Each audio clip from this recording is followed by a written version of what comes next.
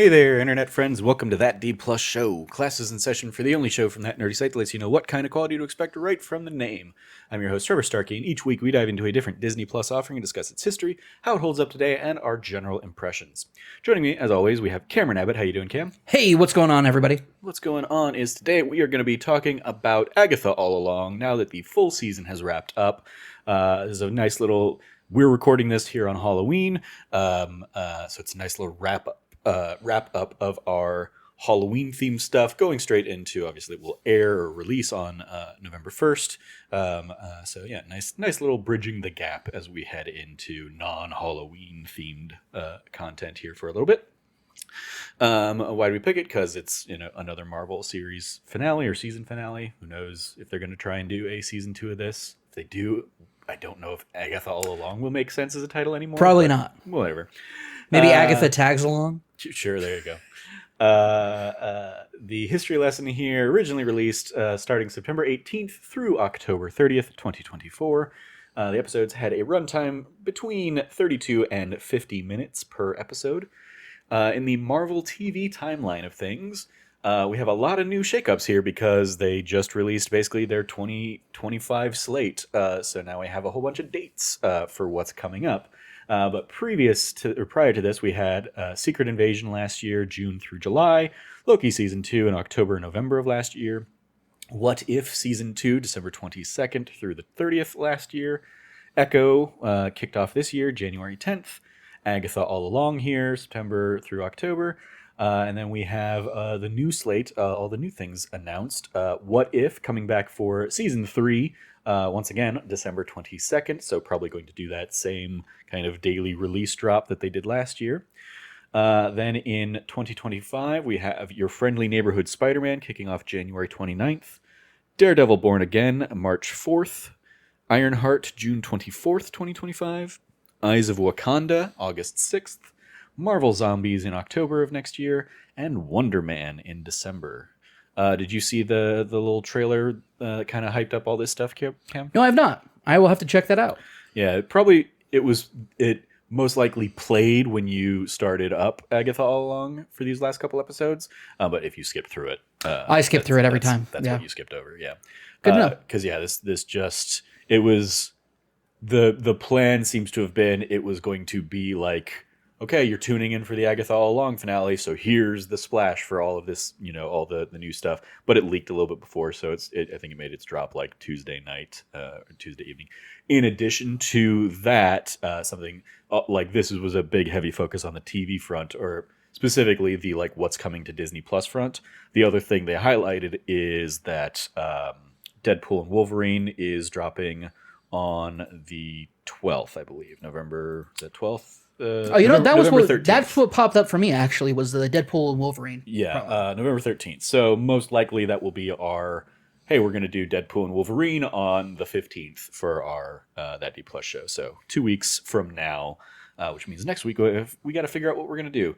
And I'll just throw it to you here right now. Do you have anything in particular you want to do? The thoughts I was having are there's a John Williams documentary that drops. Let's do that. Beginning in November, and then there's the Jim Henson one that we could certainly circle back to. My plan would be one of them we'll do for next week, and then the other one we'll do after Deadpool and Wolverine. Yeah. So do you have a preference if you want to do John Williams versus Jim Henson? Let's do John Williams first. Okay. Then that's what we'll talk about for next week's show. But before we get into that, let's talk about the who's who here of Agatha All Along. Our director here, 3 directors over the course, each directed 3 episodes. When we talked about this for episodes 1 and 2, we talked about Jack Schaefer.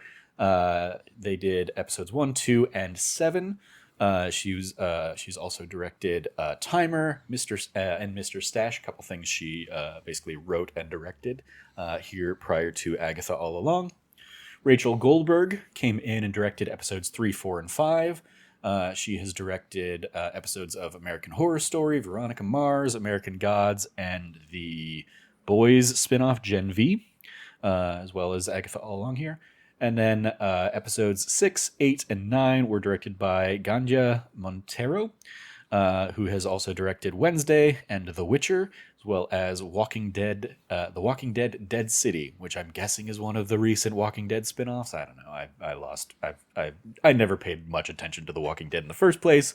So now that it's continuing to go on and just do like what they're over season 1 of them now, and I'm like, oh, okay, sure. Our writers here, this was like very little crossover across the 9 episodes. So we had a lot of writers for this season, which I feel certainly brought like a different creative energy to the episodes compared to how so many of these Disney Plus things have been, where it was like, oh, this was like each episode was written by this one person because this was their baby. I appreciated this one had a wider pool of a writer's room.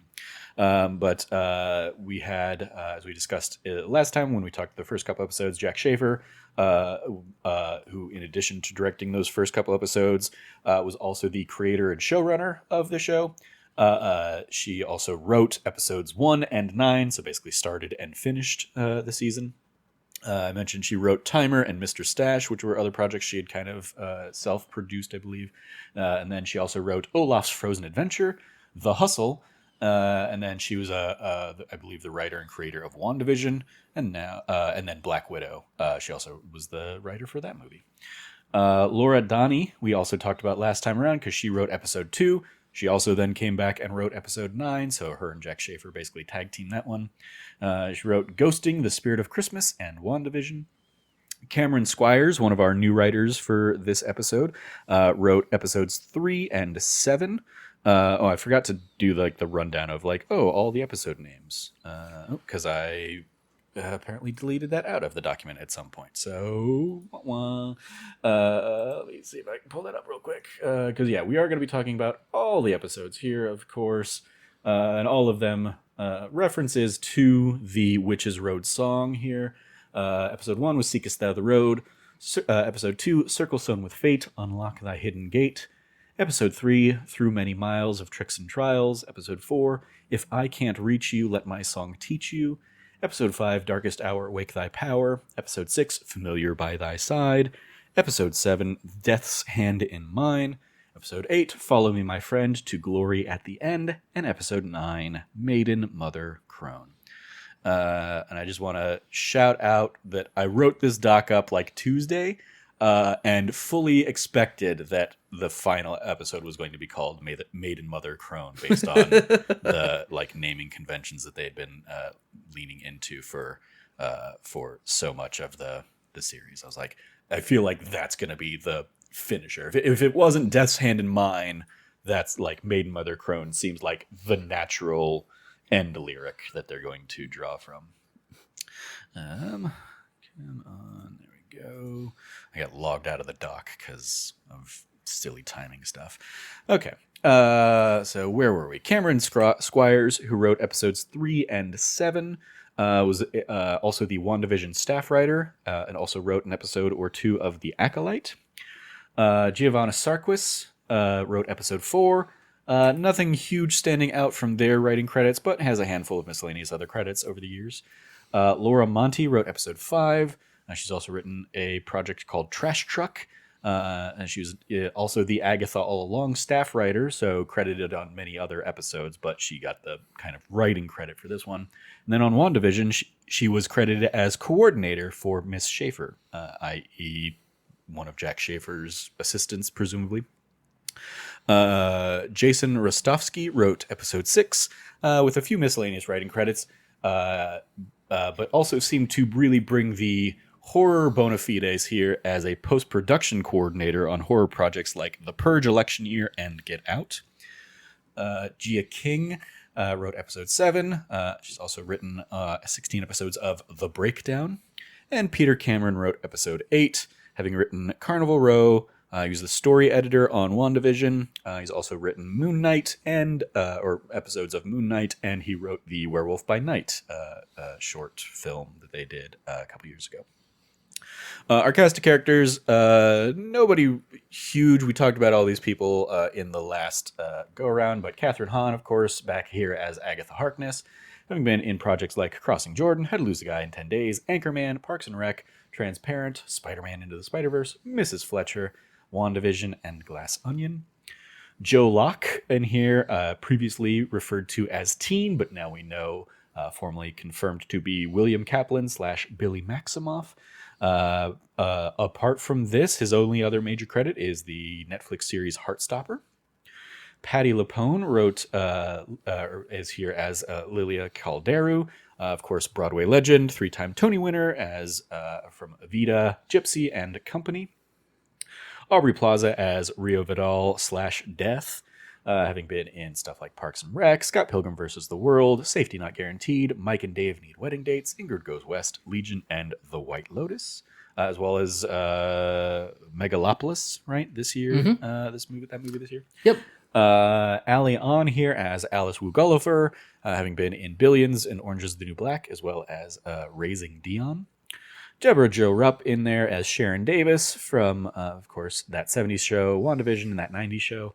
And then the only other one I really threw in here for the later episodes, shout out to Evan Peters returning as Ralph Boner, who, of course, was Quicksilver in the Fox X-Men movies, as well as in the film Kick-Ass, making his little cameo as that stupid character from WandaVision.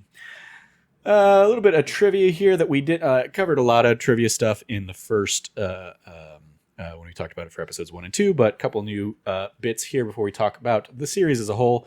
Exterior scenes of Westview were filmed on Blondie Street on Warner Brothers Ranch before the neighborhood was demolished. The set was previously used for WandaVision, and Agatha lives in the house that was used in the TV series Bewitched back in the 60s. So it was a fun little nod to witch history. Mm-hmm. And then, as alluded to earlier, each episode title is a lyric from The Ballad of the Witch's Road, written for the series by Kristen Anderson Lopez and Robert Lopez, who previously wrote Agatha All Along, the WandaVision theme. They wrote the Frozen music. I believe they are, if not both EGOT winners, Robert Lopez is, because I believe he also did like Book of Mormon and stuff like that. Yeah. So yeah, shout out to the Anderson Lopez family there.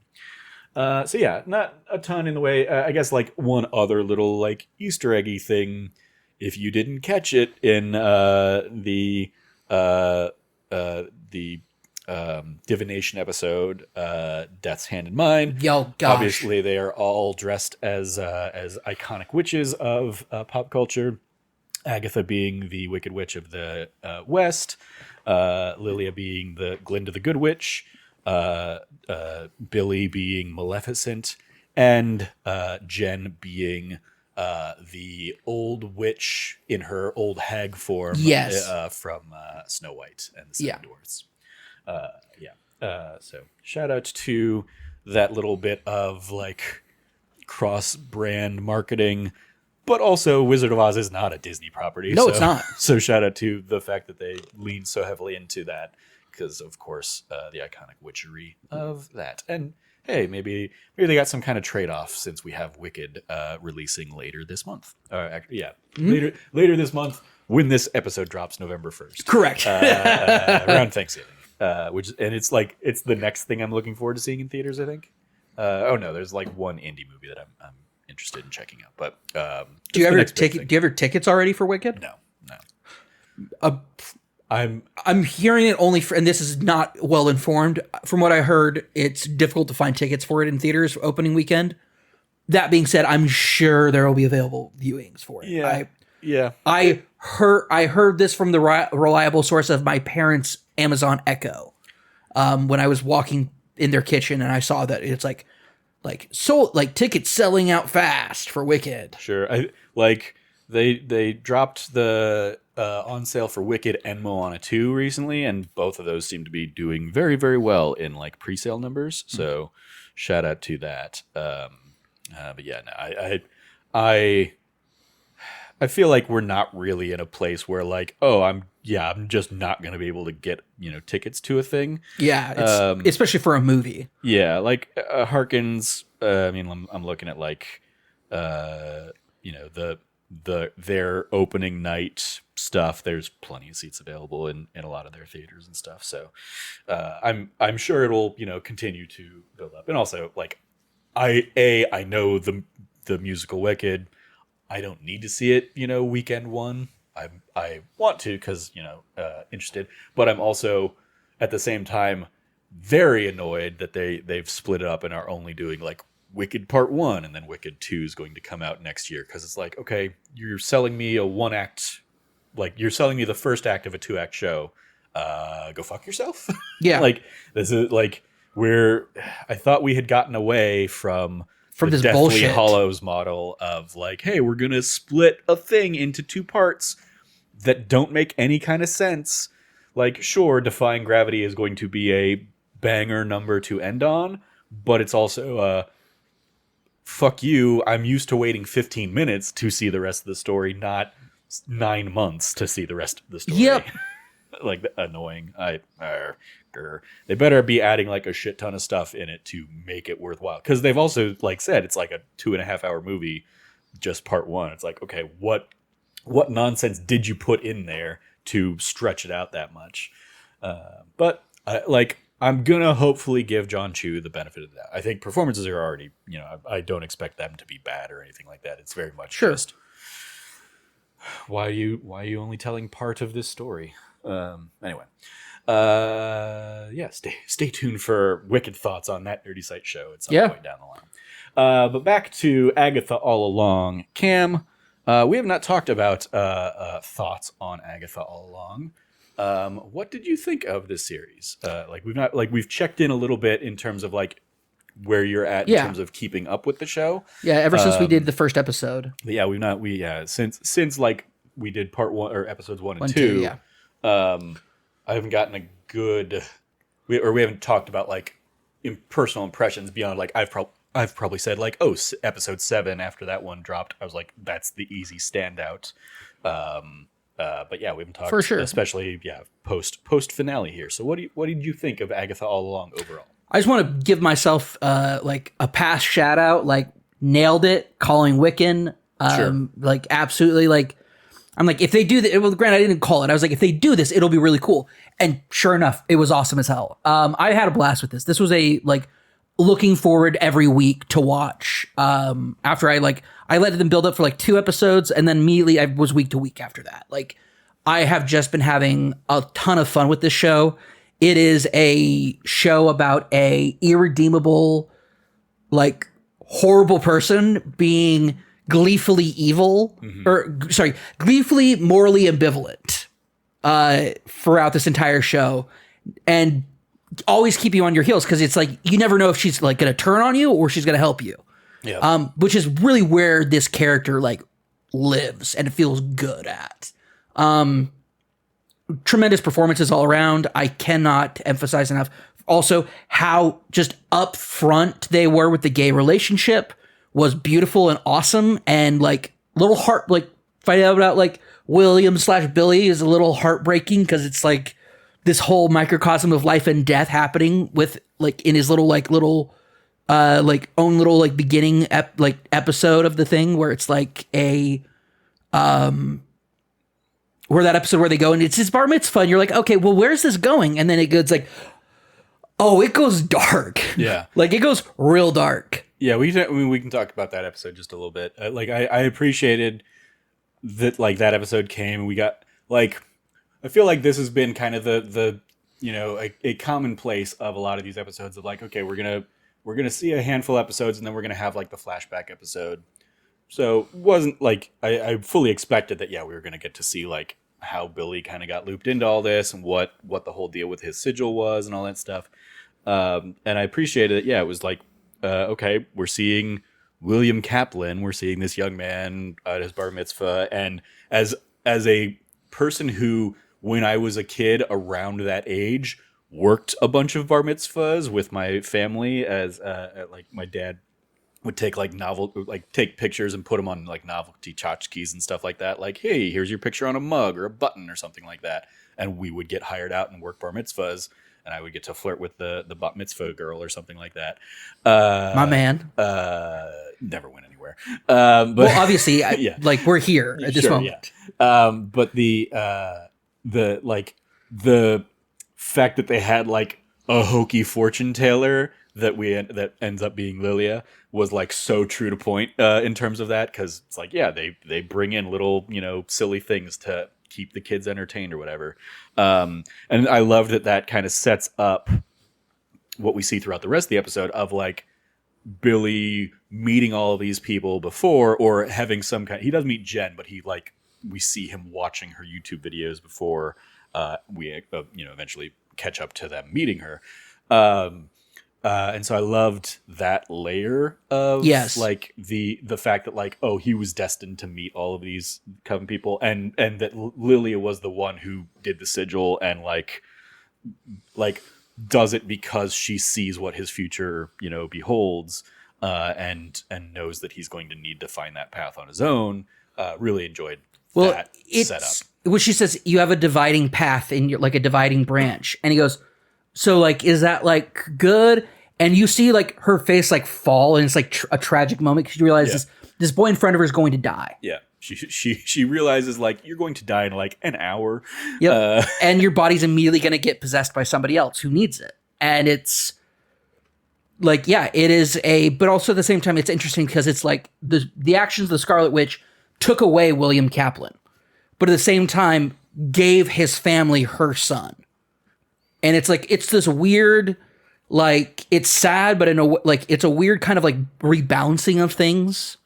And it's tied into this like very interesting development and arc of Billy's as he is like, we find out later on, like him meeting these people over time, and then they end up getting pulled into his Witch's Road is such a like fascinating analysis to take on that. But also like one of my favorite things is when he's in the car with his boyfriend, and he's like, I have to tell you something. Like, I lied to my parents that that I'm better. Mm-hmm. I'm not. I don't remember anything. He goes, I don't remember anything before because I don't think I was William Kaplan before. Yeah. And the boyfriend just being like, you're hot. I'm with you. All right, mystery boy. Yeah. Mystery boy. Like we're going on like, we're going to do a deep throat moment with fucking Boner himself. Yeah.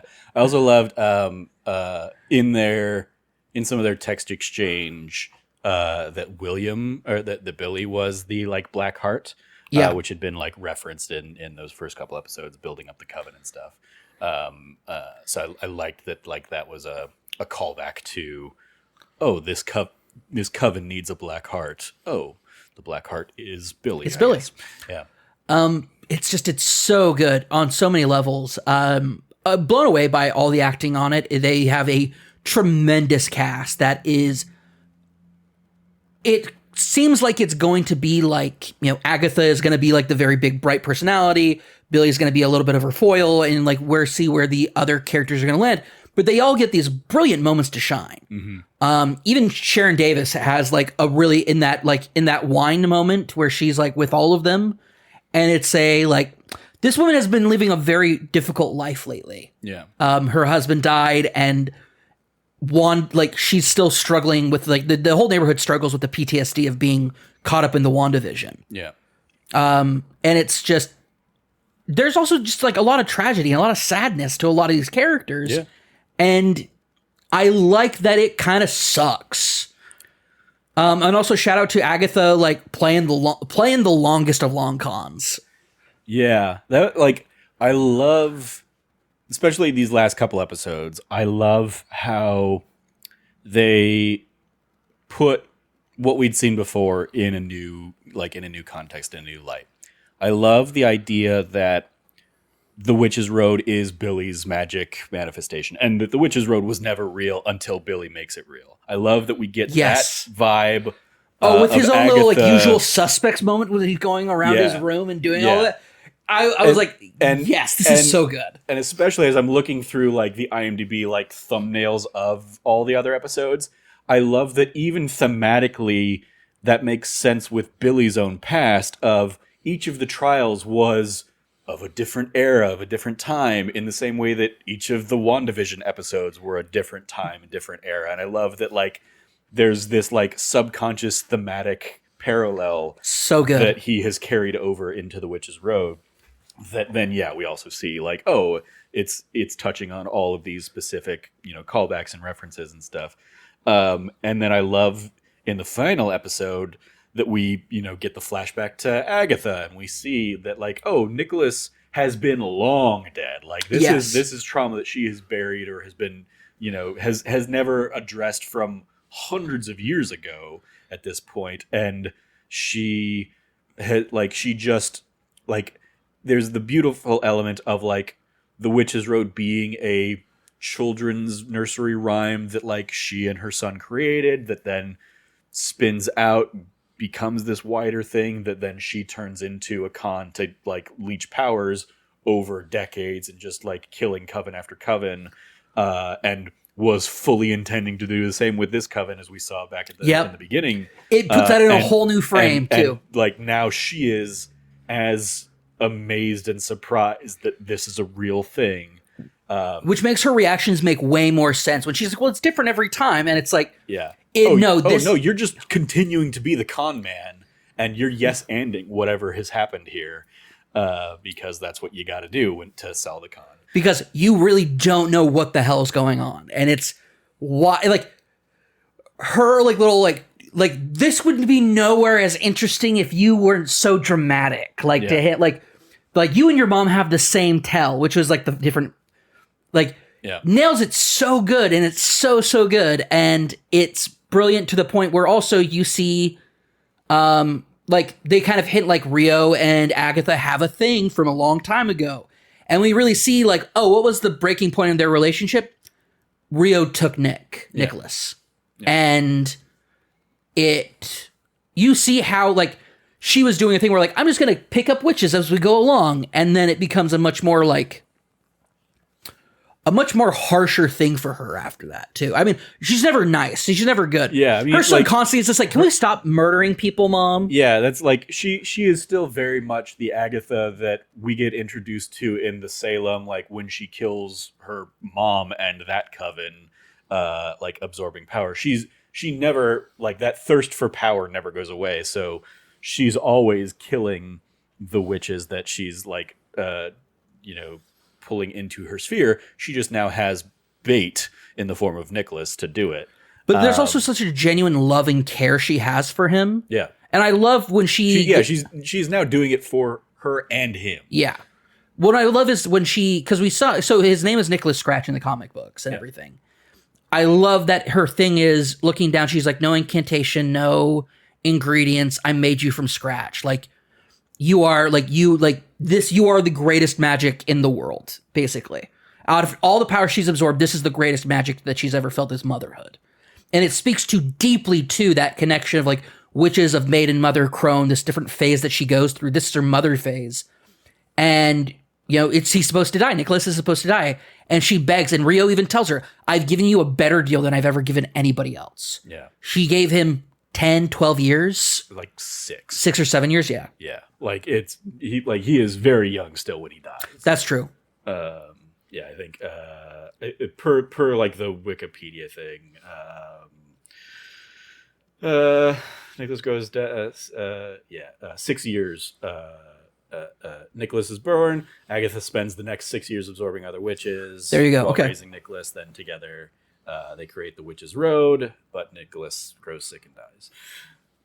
Which is just a really, like, he goes suddenly too. Like, it's very quick. Like, very, very true to the era that it's in. Yeah, I mean, suddenly, like the signs of the cough are there. Yeah. And I feel like we see enough time pass of scenes of the con while he's got this cough going.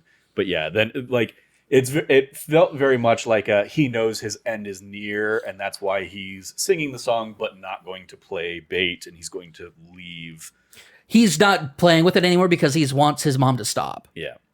In a very, like, I don't want this to be my last, like, memory kind of. Like, it's like, even if he does know that it's his end, I'm sure he's not cognitively making those calls and making those decisions, and it's much more of like a subconscious thing, just a feeling. But, like, that's the vibe I got, at least, was like he's going to try and meet his end as a better person than he has been, as, like, corrupted as a child can. Yeah, exactly. Like, and I love that even hundreds of years later, Agatha like doesn't want to be banished because she doesn't want to face him. Like, Yep. she still has that Guilt. baggage and that guilt of corrupting him and sending him to whatever place he was sent to because of her machinations, and doesn't want to face that. Yep. She has, like, his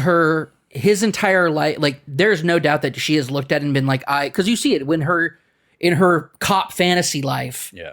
Nicholas is dead, but you look at it and it's like, look what a happy childhood this kid had. And it's like, that's 100% your baggage that you never gave your son that kind of life and you regret it. Like, yeah. And even the like when he gets name dropped earlier and the other witches on the road are talking about it and mention like maybe she traded him for the book. For the that's what the like, rumor is. Exactly. Like yeah. And then Rio coming back in like the penultimate episode and being like, why do you let them think that? Like, you know that's not what happened. Like, why do you like? Because it wasn't for the unlimited power of like an infamous object. It was just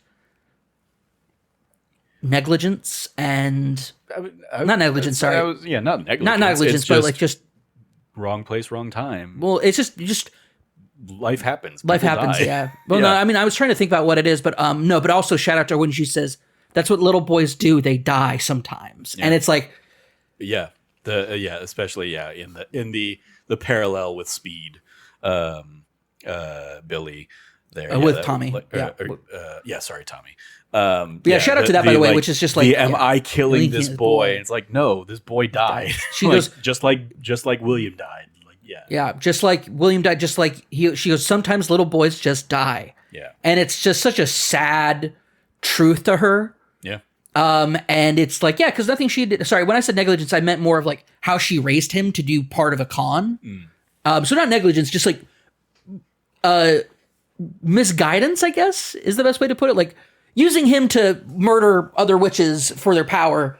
Not the best mom. Yeah. She's not winning Best Mom of the Year award or anything for that. Yeah. But that's not what gave him like tuberculosis. No, it's not. Whatever, That's what I was trying. I was trying to say. killing I was him, trying to be like the guilt of giving him a happy childhood. Yeah. Of like using him as a tool. Even though she clearly loved him dearly, and she regrets using him the way she did. But that's also like part of her arc in her story is like she has these regrets. So when Billy comes along, she gets the second chance. Yeah. And she takes it. And it's one of the best things about this story is, which shout out, like, I love it. She goes, you're like the whole thing about Rio. And it's like, why does Rio care about Billy? Why can't she just kill Billy? Mm-hmm. And it's like, well, because if you kill Billy, his soul's going to continue to wander because he has to come willingly. Yeah. Tommy it has to be willingly. And it's, so you lose Billy, you've lost your lead. Those are souls out in the wind still. Yeah. It's an interesting, and like they don't go full into this, and I think it probably would have been like too much. But like if it like Rio being the Green Witch, the original Green Witch, love it, of life and death. Obviously, much more focus here on the death component of that. But the fact that Billy and Tommy weren't created through her normal means or anything like that. They're outside like, of the natural order. Yeah. That keeps them kind of off her radar, it feels. They're technically still under her purview, but they're, in her own words, abominations. They shouldn't exist. Yeah. Which is, one, awesome. Two, this might be a good moment to pivot over to Rio and Death and Aubrey Plaza's performance. Phenomenal. Sure. Incredible. Massive shout out to Aubrey Plaza for bringing a character that is not, despite numerous appearances, not well detailed in personality and like persona, so to speak, as Death in the comic books. And this is the thing. Anybody who's like, well, why is she coming up here? I'm like, you don't understand. We've missed the two windows of opportunity we had to introduce Death the way they do in the comic books. The first is Thanos. Thanos is literally trying to eliminate half the universe as a sacrifice to earn Death's love. Mm-hmm. That's why he's crazy. He's called the Mad Titan because he's insane. Two, Deadpool. Deadpool, when he is going through his treatment and is being killed over and over again, but being brought back to life by his regenerative factor, meets Death over and over and over again, and they start going on like dates while he's dead, fall in love, and he he can't die. And the one time he does die for real, Thanos literally brings him back to life because he is jealous that Death wants him, Deadpool, more than Thanos. That's how it's in the comic books. We have missed those windows of opportunity. Period. Sure. Like, it's not happening. So getting her in this incarnation, this interesting perspective, giving her this sort of like a kind and sweet, but also dangerous and crazy, very much like that aspect of both life and death. It's chaotic and can happen at any moment. But at the same time, there's something peaceful to her. You see her in this penultimate episode be kind of this, you see her shepherd aspect of it, like to, trying to remember her name, the protection witch. Alice. When Alice is like, but like, what? I just, like, I can move on with my life. And she goes, aren't you a protection witch? Yeah. Didn't you die protecting someone? Yeah. Yeah. And she goes, like, yeah. Like, you didn't go out of nowhere. You made a decision because you did save the other witches from Agatha. Like, you did good. And move on. You have her, we don't get like a detailed moment, but we have like her, like she's the one that picks up Lilia. Yeah. Yeah, picks up Lilia and takes her too. And it's like the framing of that one is a bit more menacing on purpose. Yeah. It's the audience's introduction if you didn't see the Funko Pop leaks that she is dead. I didn't know the Funko Pop leaks. Oh, no. yeah. I missed those. That was, back probably even before like the first episodes dropped or something like Well, that. shoot, I didn't know that. Yeah, the Funko Pop of like clearly Aubrey Plaza's character and then the character, the Pop's name, just Death, being like... Didn't know that. Yeah. So yeah, it was like a thing I knew was coming, but I was like, whatever, I'm still here along for the ride. I missed that. I was on like blackout on that sort of stuff. I wasn't paying attention to hashtags because I didn't want to. Because that must have been around the time when I was like, oh, I need to watch these. So maybe like I said, if you like followed the news around Agatha All Along or something like that, that was kind of the like. As often is the case, toys just leak that shit. Yep. Because of the lead time they need to build it. The entire reason we know that the Baby Yoda thing, Grogu, was a massive surprise is because Jon Favreau went completely out of his way to make sure they had no merchandise available, which made that Christmas very difficult for Disney. Yeah. But very lucrative for Etsy. Oh, super lucrative for Etsy. I have like three tchotchkes or kitschkes, whatever you call them. Tchotchkes of like just Baby Yoda stuff. Yeah. So yeah. And then Disney made more than their money's worth in the subsequent years. For sure. I loved the introduction there, of her being like scary, menacing death. And I think that was the thing that ultimately, like, I like that we see. Yeah, I guess a little bit with that. Like the shepherding Alice version is like more peaceful, like good natured. Well, you also see it. You also see it later with Nicholas. And we see it with like the past, 250 years ago, death. But like modern death that we see for most of this is so leaning into like, I'm a psychopath. Ha ha ha ha. It's like, what is wrong? Like, what has broken in death that is making her lean so heavily into that version? And I like that there is. Oh, maybe it's half the population of the universe being blinked out and then brought back. That makes sense. There was certainly, but like they need something, some kind of reference to that to for sure, like help dictate why she is making such a stark turn.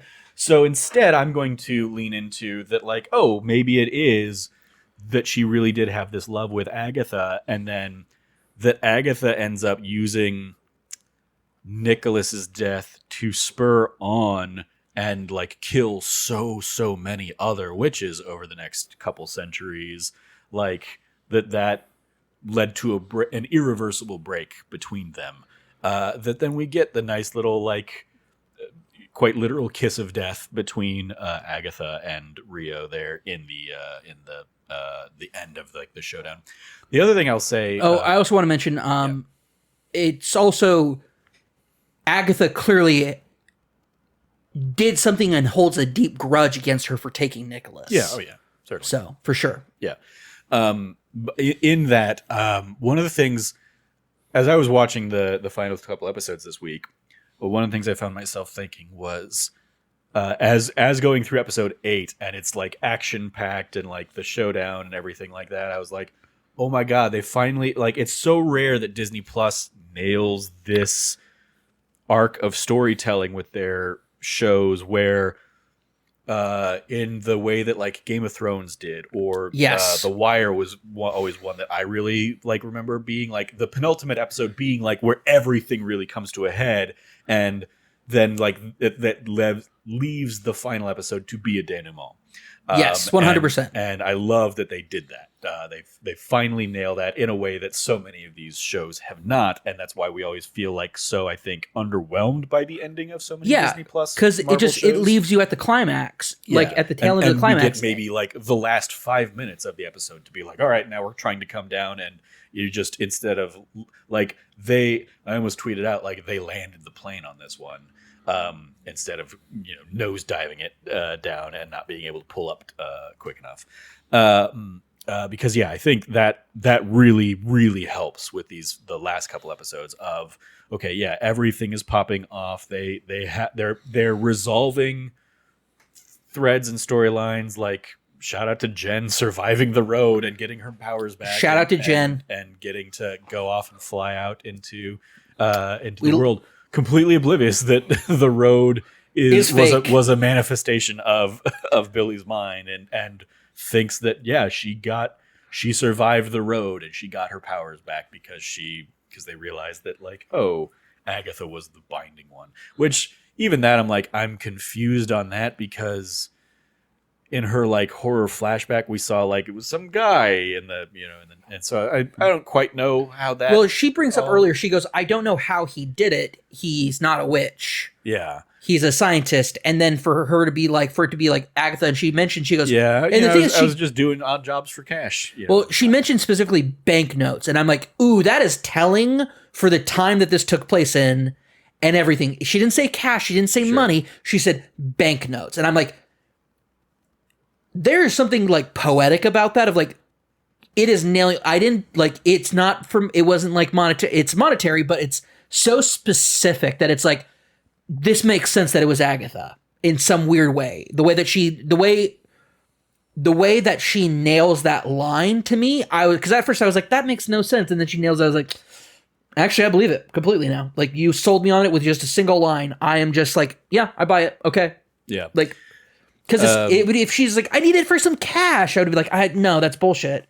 But it's just using the right terminology. And this ties into something I dealt with today at my substitute teaching class. Words mean things, and sometimes words have impact. And something like this, banknote, that's such an old-timey way of talking about things that weren't necessarily cash. There was something particular. And it makes it make sense when you think back to the Doctor, who is like an old-timey doctor. Sure. Yeah. Anyway, I bought it for that reason. Yeah, and of the era, it's like, okay, yeah, that's probably like right around the crash or something like that. Depression, all that stuff. So yeah, I guess it makes sense in the context, and she's been sitting on this for a century. But yeah, like we got, obviously, I think episode 7 is still the standout for me. All the timey-wiminess. I was very much, we talked about like that's just I'm just a sucker for that version of storytelling where we're popping around time. And I mentioned to you episodes like The Constant in Lost, or and another one I thought about recently was Loki. The ending of Loki, obviously, like Blink in Doctor Who, or just Doctor Who in general, hits on those kinds of storytelling beats a lot. And for this, it did such a great job to reveal how methodical they had been in layering in those moments. Like we knew something was going on, and there was going to be some payoff to all of like Lilia's breaks, where like she's screaming something. I love that even after that episode, it comes back when she calls you a coward, duck. When she calls you a coward, hit the deck. Yeah. Brilliant. Absolutely brilliant. So when that happened, that was just such a beautiful moment. It's like, yep, this still makes sense. I know that there were different writers, but everybody was on board, understanding what the assignment was. Lilia's thing is she's going to be doing this stuff throughout every episode. Yeah. It has to pay off. It always pays off. Yeah, and episodes having different writers, that is oftentimes like a writers guild thing. Like a lot of these are, the writers room broke the story together and they all had like the big beats. And so they probably Jack Schaefer probably like wrote into the outlines of the episodes, make sure you pepper in this line for Lilia and this line and you get this line and like we get all this stuff because it's going to all pay off in episode 7. Also shout out to her being the one that wrote the sigil to hide his identity. Just beautiful, beautiful moments of like, well, I just knew you had to come into it on your own.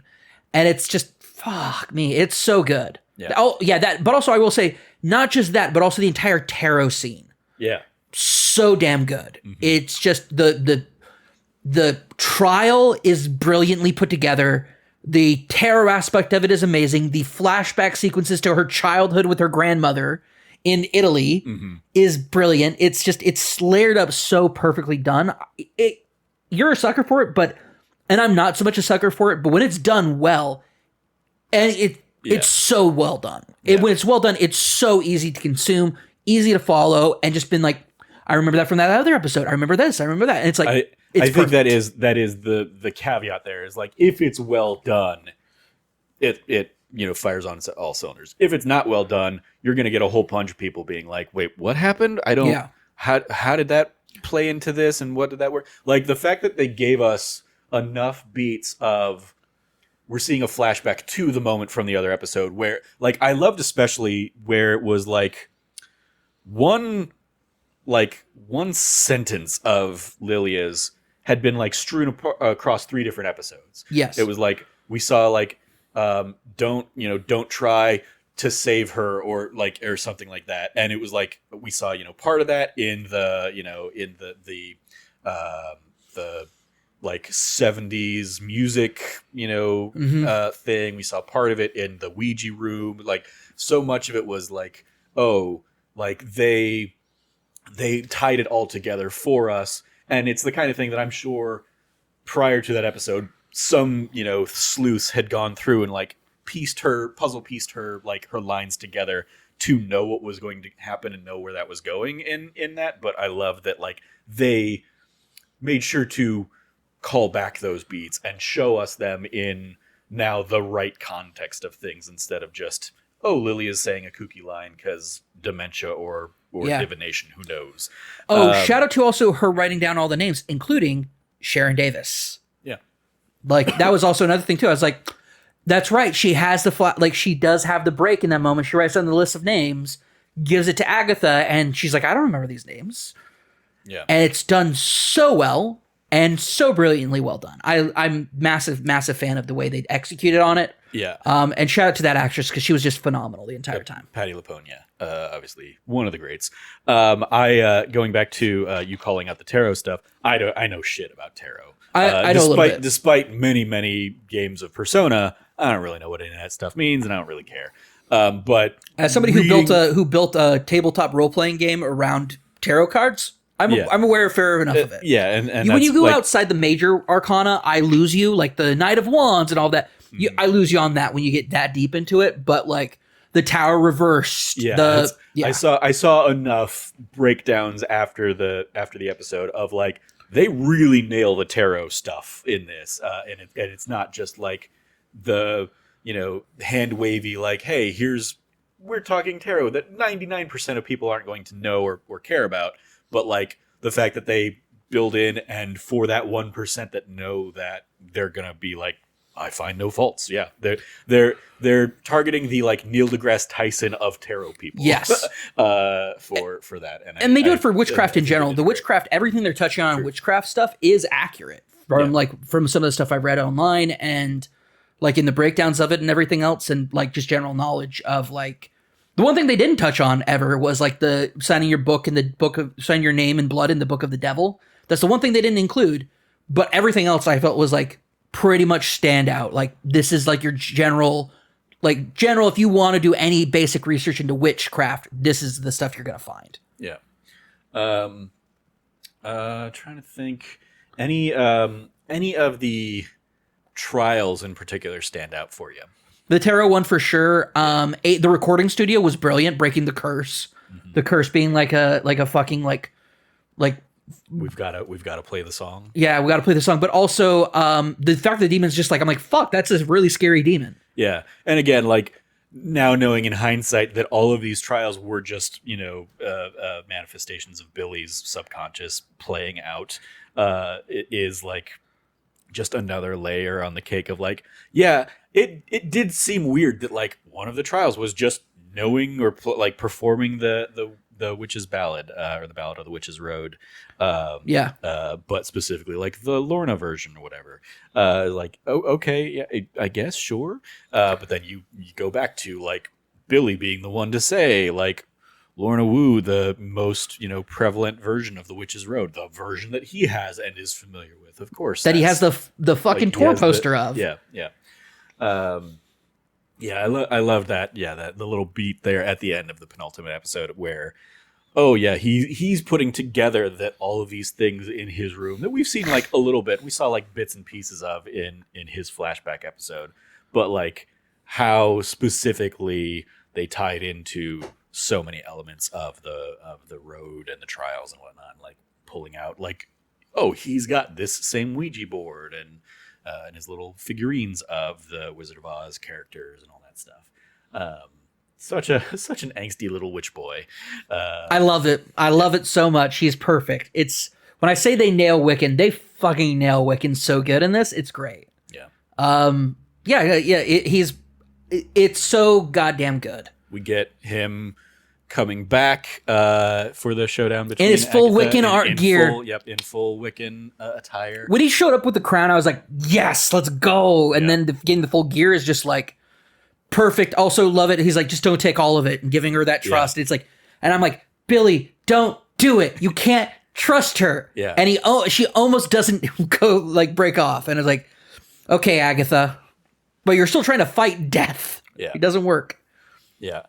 And even there, like she has that moment of betrayal for him, and then like I didn't have subtitles on, but I'll tell you what he put into her head, or he called out into her head like Nicholas or something, right? He said, "Is this how Nicholas died?" Yeah, and that's what turns her. Like it was. That's something I definitely needed the subtitles on because of how they were like amplifying and modulating the voice. I just couldn't always pick up what his mind reading things were and sometimes signifying. Yeah. And sometimes it helps to be hard of hearing, so you got to turn on those subtitles. Yeah, and I usually have them on. I think I had taken them off. I usually take them off, especially when I do when we did the Simpsons episode, Treehouse of Horror, because I load up the episode and do like the screen grabs from those episodes, and I don't want the subtitles for whatever dialogue's happening there in the screen grab. So I had turned it off to grab those screenshots, and then just forgot to turn it back on until after that. I turned them back on for the final episode, but I didn't have it on for that little bit. Yeah, that's fair. Being hard of hearing means that I put on subtitles, and I picked up on that right away. Yep. Is this how Nicholas died? Yeah. And in a way, kinda. I mean, sure. Not as violent or in the same circumstances, but death did take Nicholas. Yeah, I think it's as much her realizing, no, this isn't how Nicholas died, but I have a chance to change how you might die here. Yes. And save you from that same fate. So I'll save you when I couldn't save him. Yep. And it's like it's the one little bit of redemption that she gets in this. But I do appreciate that she's not fully redeemed, and she is now just a ghost and like fully ready to just haunt him. Yep. She's like, I'm just gonna haunt you forever. And he goes, okay. Goes back to her house, puts down the sigil. It's like, I'm gonna banish you. No, don't do that, please. I can't face him yet. Like I still have, the trauma. I'm a coward still. Yeah. And she goes, well, I guess we'll go find Tommy. Yeah, let's go find him. That's why I said at the beginning of the episode, might be just Agatha tags along this next one. Yeah. Awesome. I loved all of this entire one has just been fucking great. I love this one. Shout out to WandaVision being the common thread of just nailing it every time. Yeah, that's. I mean, like WandaVision, Loki, and this are the three standouts of the like Disney Plus era of series. Like there are a few other things I'm like, okay, I didn't hate that, but so much of it. Miss Marvel, I guess, will be another one. Yeah, Miss Marvel's I, top. I love top tier. I love Miss Marvel. I don't like what they do, like tying her into the broader universe, or I feel like that's a weaker element. And even that, like Miss Marvel gets by immensely on Iman Vellani's performance. 100%. Like The passion for her performance and the passion of like the cast for that show is what carries it. Otherwise, it's got some like, because we talked about it, if anybody wants to like go back and watch it, like we loved Miss Marvel, but we talked about like its structural issues and everything that it had. It had a big problem with the same kind of pacing that we talked about other Marvel shows having, where, like you said, it ends at the climax, doesn't make that landing because it doesn't give itself enough time to like land and feel that. Yeah, it's so many of them suffer because they're like, oh, it's going to be a 6-episode miniseries or something like that. It's like that's not enough time to tell the story that you're trying to tell. Yes. Whereas they gave this the room. They gave this 9 episodes. They gave it that extra little bit of leeway, and I think that really worked in its favor. So yeah, like shout out to the ones that I think have worked. Like Loki, this and WandaVision worked so well from like we have such a strong vision of like what we want this to be, and I think some of the others just felt more like, well, people want to see this story, so let's tell this story, even if nobody really had. I think cared about it too I think much. the I'm thinking like Secret Invasion. Secret Invasion for like, sure. This didn't need to exist. This Secret Invasion has the weakest overall vision, and it shows. The one that I think falls kind of in between because they have a strong vision, but like it just doesn't get executed all the time, is Hawkeye. Hawkeye, yeah, was another one. Hawkeye, I think is like has a great vision, has a lot of great execution, but has a lot of like failure, kind of like in the mid ground where it's not nailing that all the way through. Yeah, and that's like in all of them, save maybe Secret Invasion, there's still like bright spots. Absolutely. Like Hawkeye has a great little duo of Jeremy Renner and Haley Steinfeld. Like both of them are great in there and firing on all cylinders. Got me to watch Black Widow because all of a sudden I'm like, you told me, you're like, hey, before you watch this episode, watch Black Widow. Yeah, Yelena when she gets introduced, and like the Yelena and Kate Bishop relationship and banter, awesome, perfect, wonderful seeing them together. But yeah, like like another one like She-Hulk, great performance, central performance, but like so much of it suffers from, I think, like She-Hulk exists in the era that is trying too hard to be like Age of Ultron era, Phase 2 era of like, let's tie everything in. And so they have so many little tie-ins and callbacks. I also feel like She-Hulk and like Daredevil hooking up is a great little runner, but like the central like through line of the bad guy just being like a douchey Chad doesn't really do anything doesn't land for me. Them going straight into then like, oh, we're gonna like poke fun at, oh, the bad guy is just like a bad version of the hero. Yeah, and we're gonna break the fourth wall and have her talk to the Feige bot. Like interesting execution there.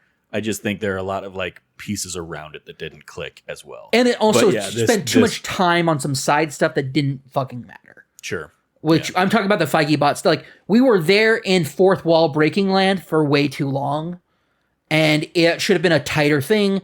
It made very good points about a lot of stuff, but it was like poking fun at the fact that the Marvel machine has gotten so monotonous while you're delivering on the Marvel machine monotonous is not a fun time. Yeah, even like they have like the meta bit of like, oh, they've already like, oh, the CG is not great here because they've already moved on to like Wakanda Forever or something like that. Hitting Not at the same good. time that we were getting all these stories of like, hey, all of the post-production houses hate working for Marvel, but they're the only game in town, and like all that stuff. It was like not a great look. That Unrealistic. You're trying to like own yeah. up and like Yeah. like that's the case of lampshading that you often Thank you. use instead of foreshadowing, where they're like, haha, we're calling it out, so we know it's bad, and we're going to make a joke. It's like, no, fuck you. Like, Yeah. if you know it's bad, fix it. Don't call it out to make a joke about it. Yeah. But this, I think, does a great job. And there, I mean, even in that conversation, there's a huge argument to be made that so much of this, I've been seeing like a lot of behind the scenes stuff, like so much of this was done practically, and they built the road sets, and they built like so many of these like real things that they didn't want to just turn this into a CGI fest. And I think that helps. You know, it's the tried and true thing that like many actors will be like, yeah, I mean, we're sitting there on a blue set or a green set, and we're hoping that, you know, what we're envisioning is the same thing that the other people are envisioning, or we're looking at the right spot. But it's, you know, it's harder to act when you're having to make all of it up compared to, oh yeah, we're on this set that looks like it's, you know, deep in the woods and all that stuff. Yep. Like, I think that that sense of immersion is innately going to help a piece like this. Don't make Ian McKellen break down about his choices in acting. Looking at you, The Hobbit. Sure. Yeah.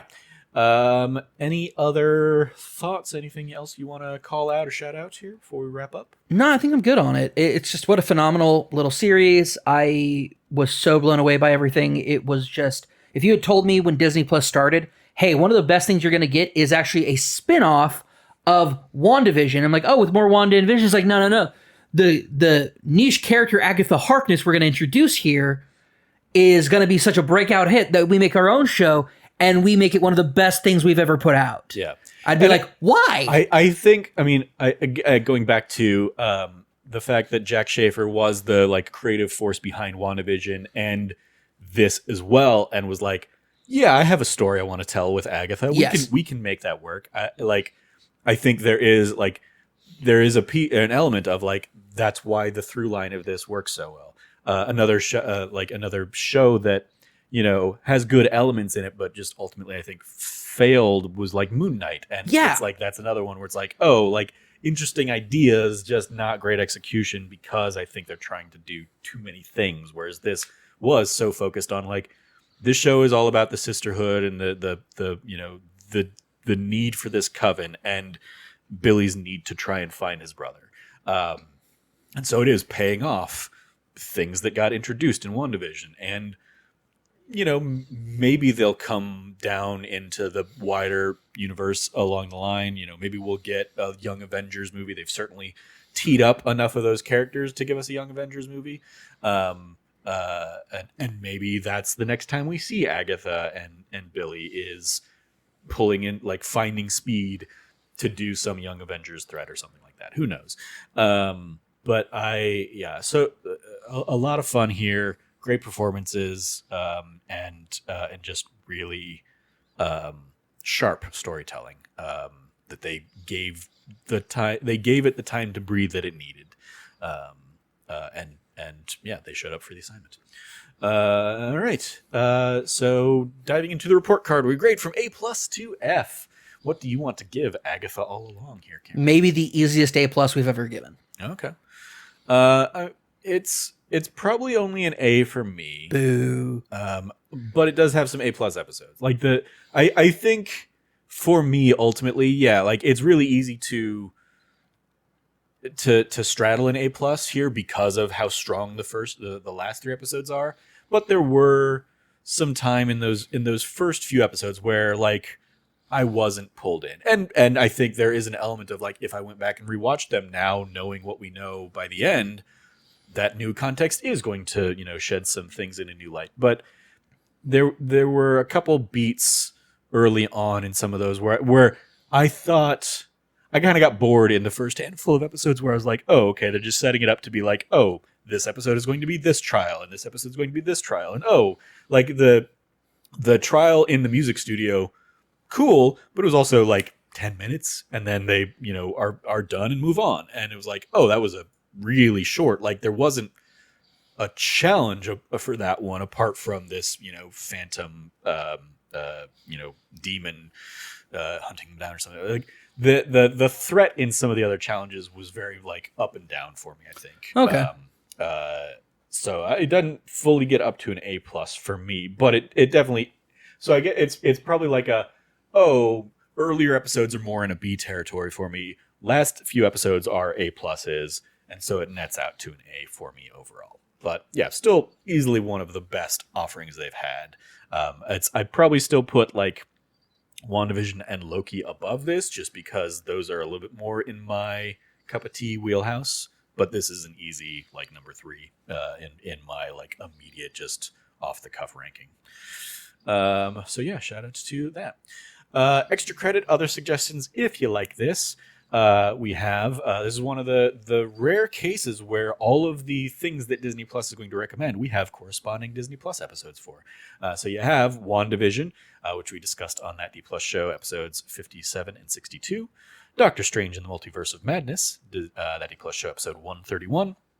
Werewolf by Night, it has 2 different entries, both the original black and white version and then the color version that they re-released like a year later. We talk about the black and white version in That D Plus Show, episode 146. Moon Knight, speaking of that, That D Plus Show, episodes 118 and 123. Goosebumps, which we have since done an episode on, That D Plus Show, episode 237. We didn't have that little notch when we talked about episodes 1 and 2 of this, because we hadn't done the Goosebumps episode yet. Hocus Pocus 2, weird that they called out that one instead of the original Hocus Pocus, but okay. Was That D Plus Show, episode 145. And lastly, Haunted Mansion 2023, aka That D Plus Show, episode 191. Extracurriculars. Did you watch anything else on Disney Plus this week, Cam? No. Yeah, me neither. On Disney, well, I guess technically I watched on Disney Plus because I updated the account to be like the Disney Plus, Hulu, HBO Max bundle, and that means now when I log into Disney Plus, it has like a Hulu tab, and I did. Because I did. Yeah. I've not watched the new Futurama seasons since it came back again for like I haven't done that time. either. So I booted up and was checking out one of the first Futurama episodes. I watched did when that came back. I watched the first episode of Abbott Elementary because I've been hearing good things about it for several years, and I was like, I'll check it out. There you go. It was all right. Yeah. Nice. Yeah, we talked about the other day, like, oh, maybe I'll finally watch The Bear, and you were like, I will be triggered too much by The Bear. I have tried watching The Bear before, and it is not. I do not have a good time. Yeah. So yeah, there's now the whole like swath of things that are on Hulu that I have not had a Hulu subscription for a while, so I can circle back and watch some of those things. So yeah, we'll see. If it's a tab on Disney Plus, does that mean it comes in on That D Plus Show? Theoretically, it could. Yeah. Yeah. I would say now that I can watch it through Disney Plus. Sure. Well, we're counting it, folks. Yeah. We've always talked about the idea like maybe we'll step outside that Disney Plus specific wheelhouse. The fact and that was something I had in mind from the beginning and didn't name this the Disney Plus show. D Plus while yes we always use it in reference to Disney Plus, is also like hey it's also just a grade, so we could absolutely go to Netflix or HBO. Or and let's be real, streaming for the most part is a D plus endeavor. Yes, sure. Yeah. So yeah, shout outs to the whole new network of things we can watch on That D Plus Show. Well, that is going to do it for this week's episode. Thank you, Cam, for joining me to talk Agatha All Along, the full season. You can follow Cameron at RevCabot, 2 B's and 2 T's. Anything you want to give a shout out to there, Cam? Yeah, if you want to check out our Metaphor Refantasio spoiler cast, Trevor and I sat down for a couple hours, really dug deep into that game, talked what we loved about it, I don't think we didn't love anything about it, but so we talked about it kind of like where we were both we both gave it a 10. Right? Yeah, we both gave it a 10. If you really want to hear us go ham about it, it's a great episode. Go check that out. Indeed, yeah. You can follow me at Trevor J. Starkey, in addition to, the Metaphor Refantasio. And if you haven't, done, or if you haven't finished the game yet, you can certainly check out just the first half hour of the episode. It was our kind of spoiler-free review, because I was nearing the end of my New Game Plus run, but Cameron had just finished the game, so Yeah. we kind of give our spoiler-free impressions, and then talk another hour and a half for the spoiler-filled stuff. I have since finished the New Game Plus run, got my platinum on that in that game, and the fun thing that I did, so like the last trophy that I get, and I think a lot of people are going to get, is like the optional super boss that you can only play in a New Game Plus run, but is also like a level 99 enemy, and so you have to pretty much wait until very late game before you're going to be like leveled up enough to take them on anyway. I totally cheesed it by making a lot of the. It's like a one of the food items that you make that like when you eat it, it adds 4 turns, and Nice. I just ate like 7 of them and killed the super boss in 1 round. I didn't even get a turn.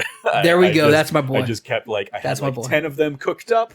And was like, all right, I'm just going to see if I can do this all in one go. I've got enough healing stuff that if the guy gets a turn, I'll probably be able to, manage and take it out. But yeah, just never even got a fight on me. So yeah, shout outs to like one-shotting the super bad evil boss of the game.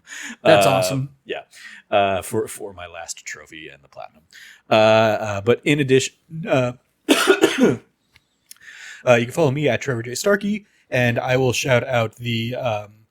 as we touched on at the beginning of this episode, we're going to talk through the John Williams documentary. So take a look at that. I believe that drops November 1st, the day that this episode is dropping. So go ahead and watch that next week, and we will talk through. It's a documentary on John Williams' life, so I'm sure it's not going to be like spoiler crazy or anything like that. We'll just be like talking about all the talking head interviews that we like about it. So Yep. Also, if you guys want to check out, this is of course is capping all of our Halloween stuff. So if you want to go back, check out all of our Halloween stuff, starting back from the very beginning of the month. We've had a fantastic time. Massive shout out to our Treehouse of Horror episode this month, which was a little bit like we're seeing the deviation from this typical stuff that we were previously seeing, which is like classic horror reinterpretations and getting more into like the sci-fi stuff. So go check out all the stuff we talked about Halloween. Indeed. You follow all of us over at That Nerdy Site, or go to thatnerdysite.com for all the latest. If you liked what you heard, please, once again, like, rate, review, subscribe, share the podcast with your friends, all that fun stuff. Thank you for joining us. As always, stay nerdy and be good to each other. Class dismissed. Down, down, down we go. Down the witch's road. Yep.